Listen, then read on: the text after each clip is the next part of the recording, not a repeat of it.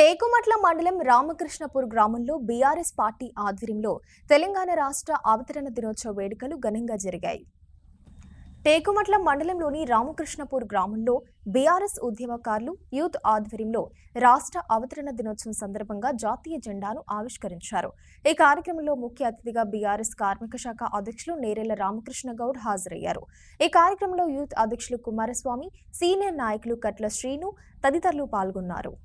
ఆవిర్భావ 11వ సంవత్సర దినోత్సవం పురస్కరించుకొని రామకృష్ణపూర్ గ్రామం నందు యూత్ మరియు ఉద్యమకారుల అందరిచే జెండా ఆవిష్కరణ చేసిన దీనికి నన్ను ముఖ్య అతిథిగా పిలిచింది. కావున నేను ఈ కార్యక్రమానికి రావడం జరిగింది. ఉద్యమకారులం అందరము ఆనాడు తెలంగాణ రాష్ట్రం కోసము సర్బండ వర్ణాలంతా పోరాడి కొట్లాడి త్యాగాలు చేసి సంపాదించుకున్న తెలంగాణ ఇది. ఈయాడికి నేటికి 11 సంవత్సరాలు కావడం జరిగింది. అందరం సంబరంగా ఇలా జెండాస్కరణ చేసుకున్నాము. కావున రానున్న రోజులలో కూడా ఉద్యమకారులను గుర్తింపు చేసి ఉద్యమకారులు